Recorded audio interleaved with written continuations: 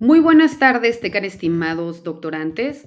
Les saluda con el gusto de siempre la doctora María Catalina Domínguez Nájera y es un placer para su servidora, en esta ocasión, poder llevar a cabo la disertación de nuestra tercer cápsula informativa de la materia que lleva por nombre Seminario de Redacción Jurídica. Y para ello abordaremos en esta ocasión la clasificación de los textos legislativos.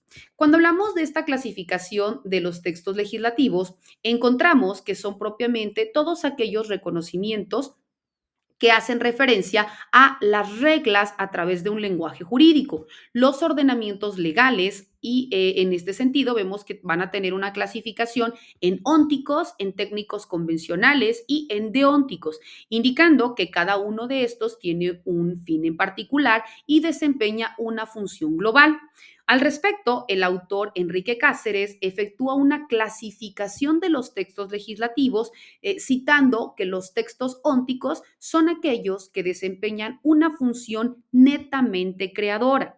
En ellos predominan las reglas ónticas, tanto organizativas como también potestativas, y en el mismo sentido, reglas deónticas facultativas.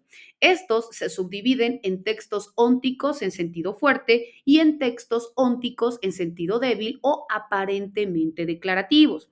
La característica principal de los textos ónticos en sentido fuerte consiste en tener como centro de regulación a organismos públicos como por ejemplo un manual de organización, los reglamentos interiores, las bases orgánicas, la integración de comités, la creación de sistemas, entre otros. De igual manera, es importante que nosotros identifiquemos que estos textos ónticos ahora en sentido débil se caracterizan por tener una apariencia puramente declarativa, que en realidad tienen efectos constitutivos. Dentro de ellos encontramos las cuotas, las divisiones territoriales, las conurbaciones, la ley de ingresos y egresos, la desaparición de autoridades, entre otros. En lo que respecta a los textos técnico-convencionales, son preponderantemente procedimentales y se caracterizan por su integración mediante reglas ónticas potestativas, deónticas facultativas y técnico-convencionales. En los textos más representativos en nuestra legislación encontramos lineamientos generales, criterios orientadores, manuales de procedimientos, código de procedimientos, entre otras, ¿verdad? También encontramos los textos deónticos, mediante los cuales se caracterizan por una función directamente orientadora en la conducta. Estos se distinguen por la preponderancia por las reglas deónticas y el papel principal que dentro de este ser se representa, pues va a tener el discurso deóntico en torno al cual gira su regulación. Dentro de este tipo de textos se pueden dividir en textos deónticos en sentido fuerte y en textos deónticos en sentido débil. Mediante los textos deónticos en sentido fuerte se otorgan derechos, facultades y también se pueden conferir permisiones y se imponen obligaciones en forma concisa. Dentro de ellos podemos citar como ejemplo a las reglas generales de tributación, las exenciones de impuestos, los convenios entre estados o federaciones, las leyes, los códigos, los contratos ley, entre otros, ¿verdad? Y cuando hablamos de los textos deónticos en sentido débil, estos se caracterizan por la apariencia deóntica con que se pretende regular la acción de ciertos funcionarios. Se integran básicamente de reglas que a la vez funcionan como óntico-potestativas y facultativas. La imprecisión sobre si lo que imputa es el sujeto, es una obligación, un derecho o una mera recomendación, predomina en este tipo de textos. Ejemplo, corresponde a vigilar, despachar, controlar, supervisar, etcétera, ¿no? Ya establece a quién va dirigido y también cuál es su ámbito de competencia. En el mismo sentido, cuando nosotros hablamos dentro de estas formas de reconocimiento de la clasificación de los textos legislativos, pues también se deben de reconocer algunos problemas de interpretación y aplicación de las normas, ya que como sabemos, las normas se expresan a través del lenguaje y como todo lenguaje, pues también vemos que tiene que ser interpretado y por ello no nada más se basa en interpretación, sino también en cuanto a su aplicación.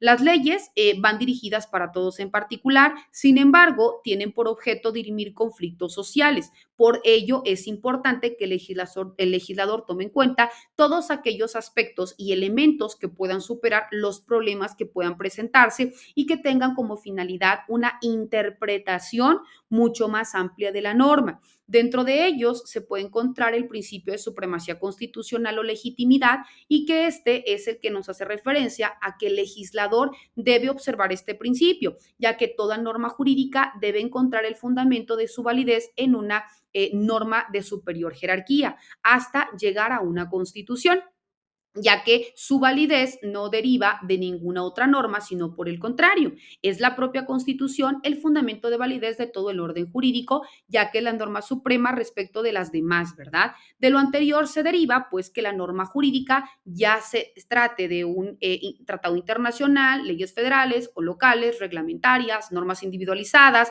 etcétera, debe estar directa o indirectamente fundada por la Constitución.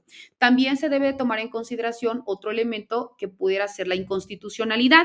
Este es otro elemento, de acuerdo con el principio de supremacía constitucional, que ninguna norma o acto de autoridad federal o local puede contravenir lo dispuesto por la Constitución, pues estaría viciado de inconstitucionalidad, ¿verdad? También se dice que se debe de ponderar el fundamento de validez. Según el autor Otto Pfeffer, nos indica que la validez es una norma. Dentro de esta no implica en sentido absoluto su conformidad con la norma superior, salvo en el específico sentido en que dicha validez resulte de la conformidad del procedimiento con la norma de producción. En el mismo sentido se debe observar la eficacia, que significa la real activación de la norma. Esto es que esta esté efectivamente regida por la realidad que dentro de ella se encuentre descrita. También se debe de tomar en cuenta que no tenga algún tipo de lagunas. Los tribunales emplean términos como silencio legislador, omisión del legislador, omisión de la ley, silencio de la ley, para referirse a lo que en la doctrina se conoce como laguna de la ley. Y esto quiere decir que cuando no hay alguna norma que conecte una consecuencia jurídica cualquiera en un determinado supuesto de hecho, de modo que dé cabida que se produzcan controversias de no ser susceptibles de resolución. Bueno, estimados doctorantes, vemos que estos y otros temas son los que vamos a continuar disertando de manera mucho más amplia en nuestras sesiones virtuales, quedando como siempre a sus apreciables órdenes. Que tengan excelente día. Hasta luego.